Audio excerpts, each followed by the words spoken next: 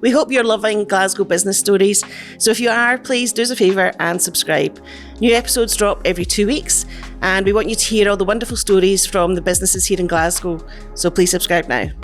Matt, welcome to the Glasgow Business Stories podcast. Thank you very much for having me. Thank you for coming on. So let's get started right away. Give us a bit of background about yourself and what's led you to this point in your career. I am an architect. I was educated originally in Edinburgh University, and then when I graduated with a little hiatus in Spain, I moved to Glasgow in 2004, and I've been here ever since. So I met my business partner and a very good friend, Loader Monteith, in 2008, just at the point at which the credit crunch was happening, and we stayed in touch. And then in 2016, we established Loader Monteith Architects. So we're 9 years old, and now I would say that we have a kind of a mature, growing architects practice based in the city centre in Glasgow. So bit of time in Edinburgh, bit of time in Spain, settles in Glasgow, but that's not a Glasgow accent, is it? No, it's not. I was a child of an Air Force officer, so I was actually born in Germany and lived on and off in Germany for a long time.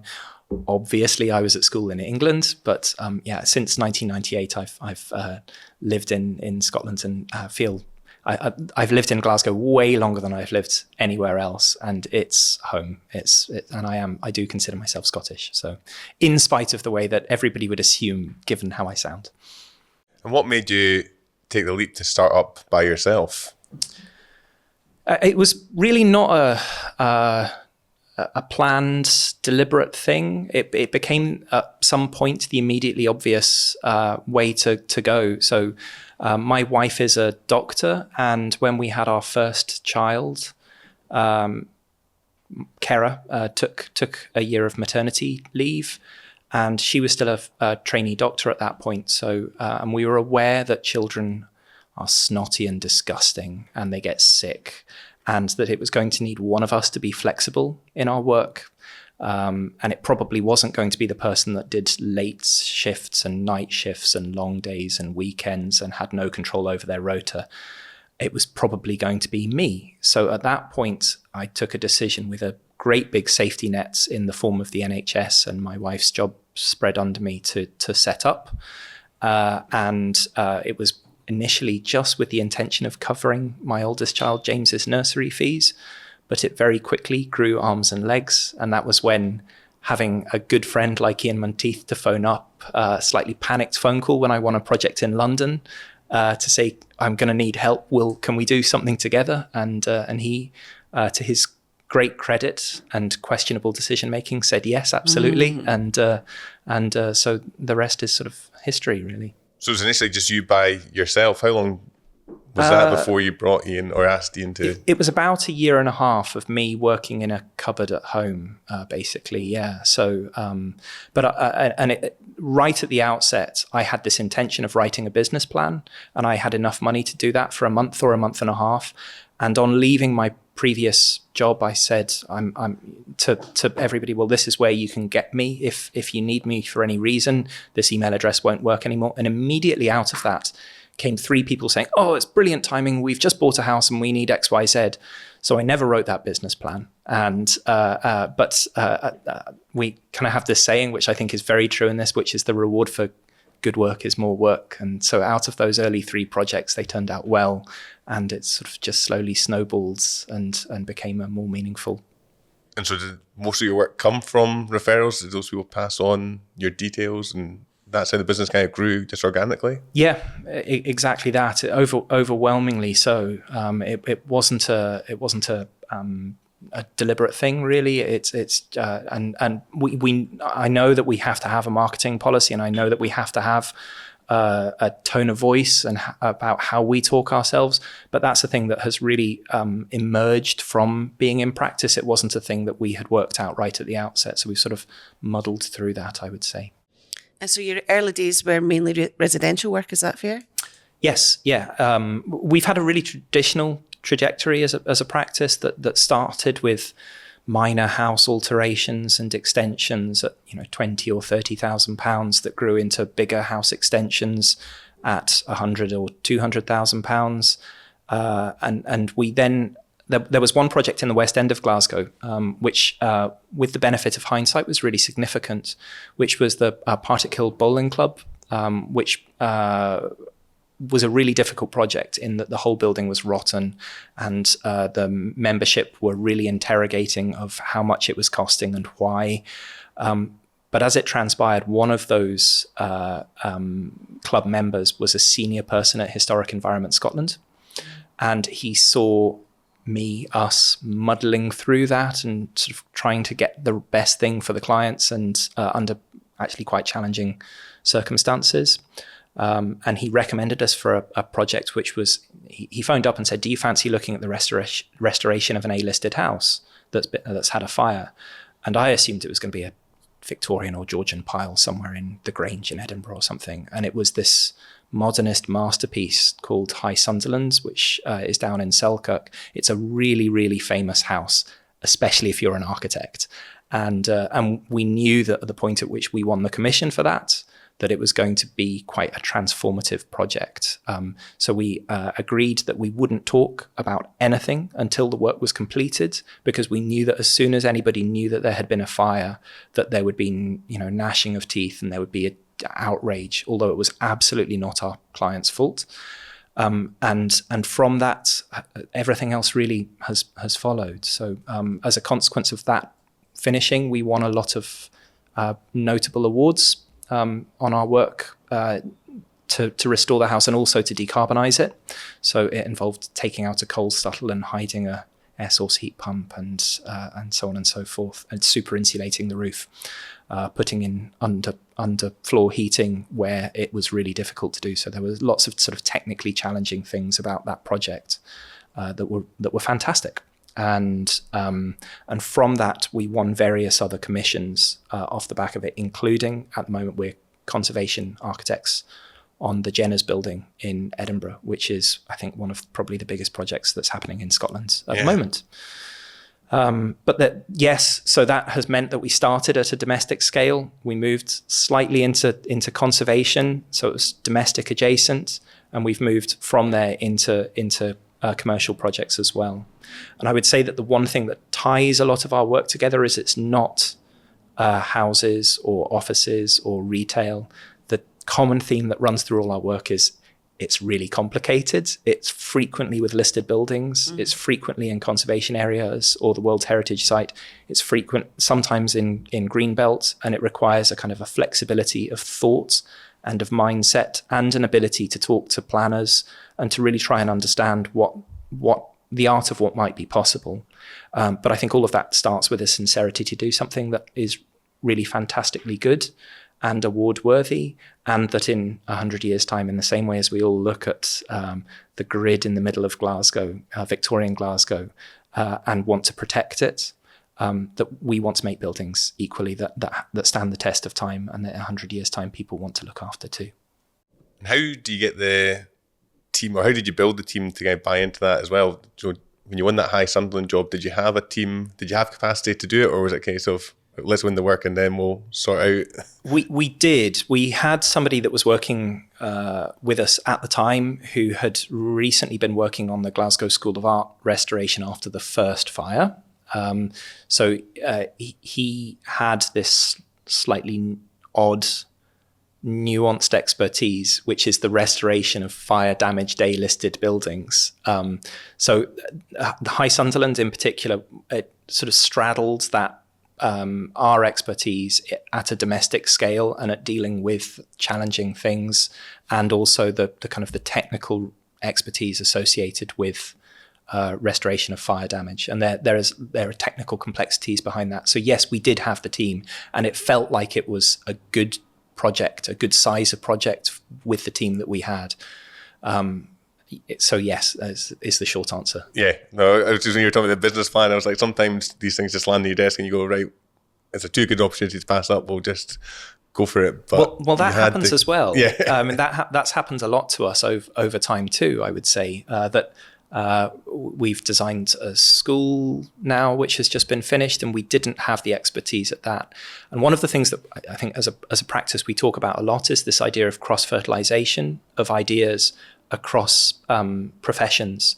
So I'm an avid reader, and we really like working with lots of other people. So to win that school commission, we were aware that we hadn't designed a school before, but we knew people that had. And so what we did was we partnered with another practice called Studio SJM, who had particular expertise in briefing with clients. So actually it's sort of it's knowing yourself, isn't it, a little bit, where you can make an honest appraisal of what it is that you're good at and actually where your shortcomings are as well. And that means at the point at which you're looking for that work, you can make sure that you're covering all of that stuff off. I guess I was going to say the end, it's always the client's end goal that's most important, isn't it?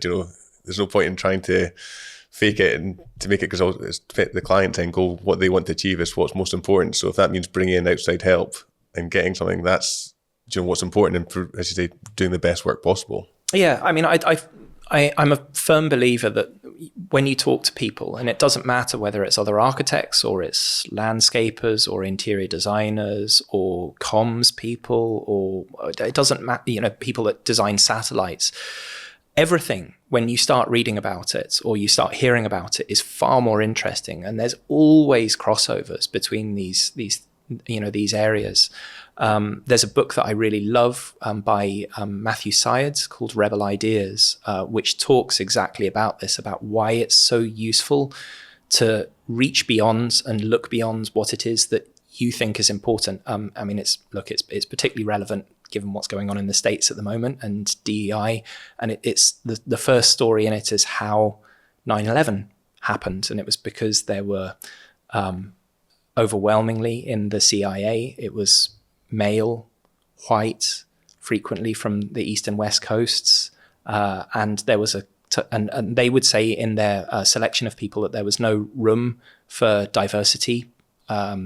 But what that meant was that when Osama bin Laden stood in a tunic in a cave surrounded by goats, the reasons why all of those people in the CIA dismissed him as not serious was exactly the reason why having somebody of Islamic origin there that could say that he looks like the Prophet Muhammad and that's what the Prophet Muhammad did. So the reasons why the CIA dismissed him is exactly the reason why it was such an effective thing to do at the outset. And if they had thought a bit, if the CIA had actually deliberately looked for those things, it would have really helped them. And so I know it's not architecture, but actually that idea that you can look at anything and have conversations with people beyond your own specialism, and that you're not going to learn something fascinating and it's going to allow you to reach further as a consequence of it, is to me completely improbable. It's like Scottish Enlightenment, isn't it? Right. Yeah. So, yeah. But in actual fact, the collaboration with the other studio helped you win that commission, didn't it? Absolutely, yeah. We wouldn't have won it without them, and they did an amazing job, particularly in the work that we did together. And it won a Scottish Design Award last year as well. So so that's not bad for a first school building, I would say. And that's something you've mentioned 2 or 3 times already. Awards. So tell me why they're so important to you and why you like to go for them. The answer is I don't, but because ultimately what normally happens is you finish a building and already you're starting to work on the next thing, particularly with the cycle of how you record buildings. You don't photograph them the day after they're finished because the landscape around them's not settled. So you need to leave it for a while. So you're then submitting for awards a year, sometimes more, after you've finished a building. It feels like going to see an old girlfriend again, it's an old partner. But actually they're really important, I think, from a comms point of view and from particularly a client validation point of view as well. We do a lot of work that I'm very, very proud of, but actually awards are just symptomatic of that, the thinking, I think, behind it. And they're a way to articulate that thinking that you're proud of to your existing audience as much as a new audience as well. And we know that a lot of people have approached us because they have seen something that we have had recognised with an award. Yeah. And what happens when a building's finished? Do you go in with the team to actually see if it's working as you'd designed or as you'd expected? Yeah, there are very, very few of our clients that haven't ultimately become friends of ours, I think. And it's a really important thing that you do have an ongoing relationship with people to find out what's working and what's not. I would also say that I think most architects that I know are perfectionists. And I know I am. So there are a number of projects which we finish and we have a debrief in the studio about the things that we think we could do better next time on as well. And that's, I think, a pretty important part of the process as well.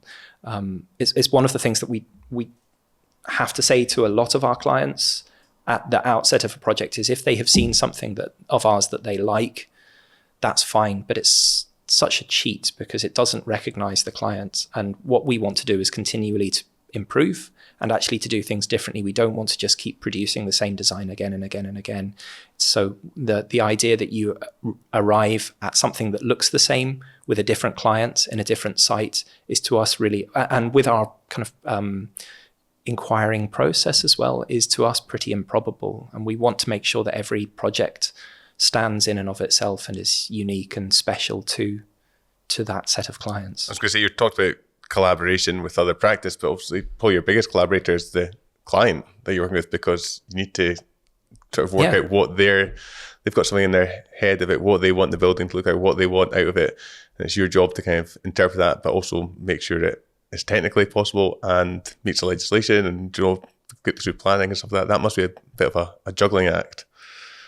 Yeah, it's the fun bit though, because it's when you're getting to know people and it's the point at which you start to understand what their motivations are. I think a lot of people when they first speak to an architect, they don't necessarily know what's wrong, but they know that something isn't quite working. And actually that inquiring, that teasing out process is really important. And so it is that, what are the motivations from this? And it goes to everything. What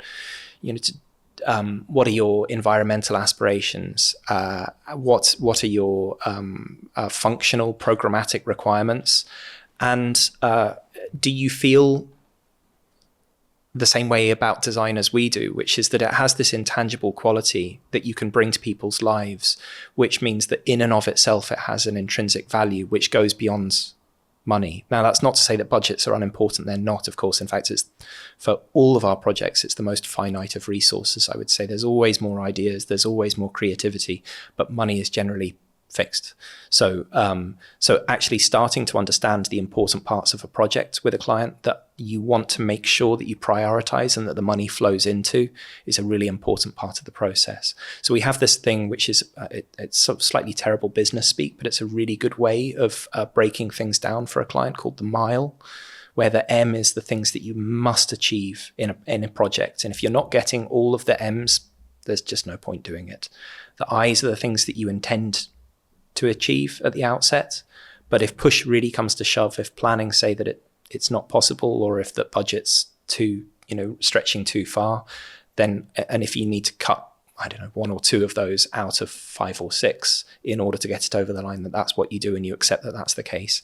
Then the L is anything that you would like, but you accept is ultimately kind of sacrificial. And it's not important. And then the E is anything which, at the point at which that initial brief has been worked through, is not on there, but it crops up through the process. It probably wasn't essential. And it's normally something that your stupid architect has, introduced. And, that's a nice idea, until you see how much it costs. And if you understand that everything that exists with any building construction project exists somewhere within that hierarchy, it means that when you do have choices to make in terms of budgetary constraints, etc., that it becomes a pretty methodical and not emotive process working out what the next step is. So, Matt, you're entering your 10th year in business next year, is that right? Yeah. Congratulations. 10 years next year. What's been the toughest part so far? The start of the pandemic was really difficult. So at that point, 5 years ago now? So we would have been 4 years old at that stage. Construction projects typically work on a 2 or 3 year time frame from the point at which somebody engages an architect to the point at which whatever it is finished. So at that point, we had finished off the first set of projects, and they had been well received, but and well published. And we had started to pick up some slightly bigger commissions, including the school building that I was talking about earlier. But then everything stopped. Everything stopped, and we just didn't know what was going to happen. So at that point, we hadn't built any kind of significant financial reserve. We were a practice of 5, and we had just taken somebody on in February 2020. So close to the start of the pandemic that we couldn't furlough them. And we decided, rather than get rid of them, that we would keep them working and we would furlough everybody that we could. But we just didn't know when the next project was going to come. So we knew that we had 6 months-ish of kind of life in us, but we needed things to get back to normal within 5-6 months, and we needed commissions to start coming in. Fortunately, everybody was at home, desperate for a bit more space, not spending money on holidays, really wanting a quiet room somewhere to work in. So a lot of work came remarkably quickly within the first couple of months, really, of people being trapped in their houses with their families. And away from the children. Yeah, that's it. So, but the start of things, actually doing that analysis where we had to work out how long we could go without making any significant changes. So we furloughed a couple of people. Of the 5, Ian Monteith and I kept working, albeit with me it was juggling children at home. And I'm really proud that we didn't let anybody go. We kept everybody working and actually continued. It was a slightly bumpy road, 2021. And it felt like we were going back a little bit to doing house extensions and alterations. And so less of those big projects have really were percolating through at that stage. But in 2022, we finished High Sunderland, the A-listed house, and that was a kind of a real breakthrough right at the end of the pandemic. And would you say then that's the highlight of what you've done so far in your practice? Or no, I wouldn't say so. But I don't actually know what a highlight would be. I'm what are you thinking most proud of, maybe? I'm really proud of the team that we have. We have a really amazing, committed group of individuals. And again, this is another thing I would say about probably the recognition and the awards that the practice has received, is that you get some amazing applicants that want to come and work for you. And they haven't worked out yet that they're all, in fact, an awful lot more talented than I am and Ian Monteith is. So we need to keep that on the down low. But we have a really, really lovely team of very hardworking, creative, friendly individuals, and I'm really proud with them. And I would also say, as I've already said it, but we're really good friends with a lot of our clients. We're still in touch with, I think, everyone. And I know the road to hell is paved with good intention, but we do intend to have social events where we get people together to sort of try and encourage that cross-fertilization that already exists. So. But we've done a lot of really lovely construction work that I'm very, very proud of. And there's a lot of projects which are being either designed or being constructed at the moment, which I know will continue that trajectory as well. I think it comes back to that collaboration. It's like the recurring theme, isn't it? The collaboration with the team as well. And the awards, I had that noted down actually. I was going to ask you if it attracted new people, but it must also be a sort of a pat on the back for the existing team as well, to say, look, we've said it was a good job, but here's external recognition that you're doing great work as well, which must be rewarding for them. Yeah. Probably the biggest architecture awards in Scotland are the RIAS, Royal Incorporation of Architects in Scotland Awards. And we've been shortlisted 4 years consecutively now, which for a practice of 8 is really pretty remarkable. And I'm tremendously proud of exactly that. What I do think is that even if you don't work on a project, it still reflects positively on other people in the practice. So not everybody works on every project, but we all work together. So if you're doing something that isn't that project, it facilitates the person that is working on that project doing whatever it is that they're doing to the best of their ability. So it is very much a kind of a practice-wide recognition when those things happen. And by the way, when we win new lovely commissions too, that it comes down to everybody.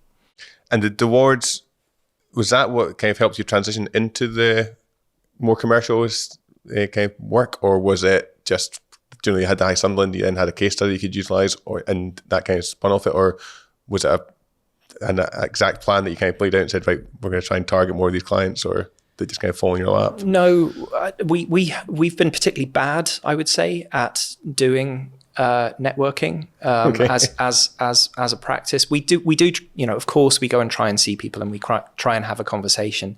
But one of my old bosses once said to me, if you're sitting next to the phone waiting for your perfect clients to ring, you're deluding yourself. You kind of need to make these things happen. But I would say that we have had that happen a couple of times. But I'm also reasonably firmly of the opinion that you make every project as good as you possibly can. And we would tend to take that attitude with everything that we do, that we want everything to be beautiful and special and potentially award-worthy, and that would be our default at the outset. Now, obviously, that's a kind of a physical manifestation, but what that requires is a kind of an underlying thinking and a logic behind, how do we, and that happens both at a sort of a design point of view, how do we make this thing beautiful, but also there's the technical underpinning, especially when you're dealing with existing buildings, and this priority to get towards net zero, which is Scottish government policy. So actually understanding what the art of the possible with the constraints of an category A listed building. So we're looking at one on Park Circus at the moment, it's just behind us. But you have to ask yourself all of those challenging questions at the outset in order to set up the kind of the architecture to reach as far as you want it to. So what am I saying? Any good project is underpinned by good thinking, and just making something look nice isn't enough. It has to have a kind of an intellectual logic and rigor that sits behind that. And good thinking's underpinned by good people. And one thing I've heard you say, I think 3 or 4 times now, is Ian. I'm interested in how essential his involvement has been in your growth over the last few years. Well, it wouldn't have happened if he wasn't my partner. Fundamentally, he is by a country mile a far better strategist than I am. That he has a much better overarching look at the state of the market, where our important projects are, how we articulate those thoughts about those projects externally. I think I tend to get much more involved in the nitty-gritty of design and trying to make things look good, and he has a far more strategic brain in him than I do. So we're quite different. As has been said a lot of times, he really doesn't sound like me. He's a born and bred Rutherglen boy, but we're close, and we do rely on one another, I think, to get the best out of each other as well. And what challenges do you see moving forward in your industry in the next few years? Well, there's not an awful lot of construction happening, I would say, in Scotland at the moment. There are real challenges. We know that there's issues with the universities at the moment. I mean, that's, I think, reasonably well trodden. The economics of construction is this massive issue. I think most people that have had anything to do with the pandemic know that there was significant price inflation through that period, and that means that the economics of doing anything speculatively is really challenging. So I anticipate that will continue to be a problem for a little while yet, but we are starting to see some end to it. And I would also say really high interest rates don't help either, because ultimately what that means is that borrowing is expensive. So if you're taking time to do things, which is often the case on difficult projects, that has a direct cost consequence to a lot of clients too. And what's been the most difficult project you've worked on? Is there anything you've been where you thought we're really stumped here?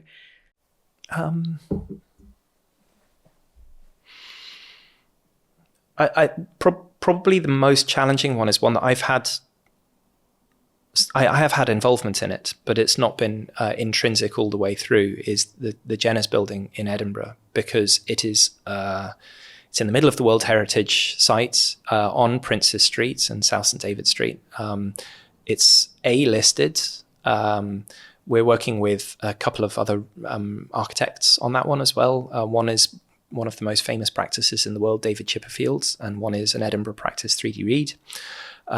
So exactly how we come together to make that building amazing is a real challenge, and get all the consents for a client that has incredibly high aspirations. But it's on site and the work is absolutely amazing. It's due to finish not for a few years. 2027 is the target completion. And I already can't wait to share what that's going to look like, because the work is fantastic that's happening. We're working with some of the most amazingly talented makers throughout Scotland and beyond. And it's really coming together amazingly. So, yeah. And do you think sometimes, the more restrictions you've got on, it forces you to be more creative? Because of course. Yeah. Out of constraints come imagination, always. That applies to listed buildings, but it also applies to budgets as well. If you had limitless money and a site that you could definitely build on, I mean, that's a bit boring, really. You kind of want there to be places for your grey cells to be made to work, and to think about how it is that you get this to do everything that the client wants for the amount of money that they want to spend, with the constraints on any given site. And they also tend to make the most beautiful projects as well. That's another thing that I would say, where you have challenges to work through. Yeah. I'm intrigued now with what's going on in the Jenner's building. Can we get any sneak peeks, Matt? Well, there are three parts to the project. There's a hotel which is on the Rose Street side, the north side of it, which is overwhelmingly being designed by David Chipperfield's and 3D Read, and it's going to be the most amazing place to stay. And then the bit that we're involved in, so we're the conservation architects working on the project, and anybody that knows the old building will remember it had a big atrium in the middle of it. So that is being completely restored and refurbished as part of this. And then just off the Princes Street side as well, there's being a reinstatement of an old tea room too, which we're in the throes of designing at the moment, actually. And so all of those things are going to come together. So the conservation, the bit that we're doing, is the smallest part of the project, but it's also really prominent in the building as well when it'll be finished.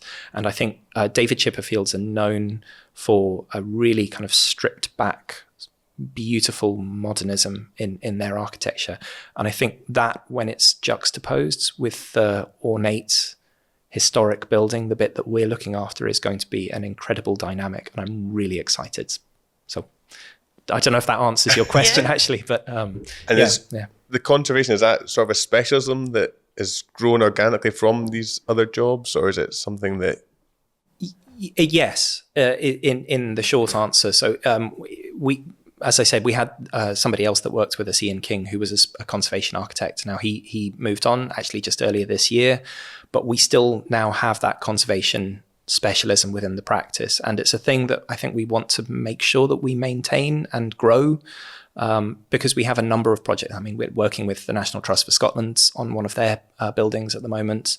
And we're working with a beautiful old listed building in the East End called the Pipe Factory, which is just around the corner from the Barrowlands, which is on site at the moment. And so we have this sort of a reverence towards our beautiful old city that we live in, and actually the technical understanding of how to make sure that those buildings are preserved for 100 or 200 years time is really important. And once it's on site, is your job done? Are you out there visiting? No. And how often are you at the desk, and how often are you out on site? Well, it depends who you're asking. As a conservation architect, I think at the Jenner's building, we're there every week at the moment, at least once. But we're right in the thick of dealing with the skin of the building, which is involving a kind of a high level of input, like literally looking at individual stones. So different projects require different extents of input, but I think it's really important as architects that you develop a working relationship with the builders, and you make sure that they understand, that you all buy into what it is that's important about this project. What are the bits that have to turn out a particular way?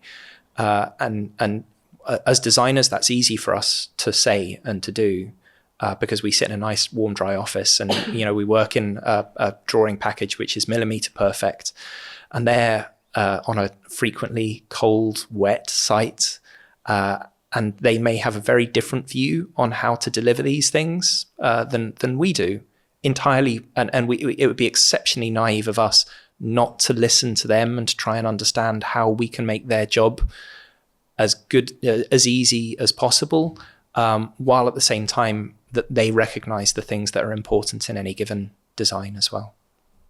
So we look forward to seeing some of these projects come to life. Thanks for giving us a sneak peek into what's happening at Jenner's. And we always finish every podcast by asking one question, which is, what is your guiding principle in business? Am I allowed to use a word? Don't work hard, don't be an arsehole. That's it. Be nice to people, work hard, everything else will take care of itself. Matt, thank you. Thanks very much. Thank you.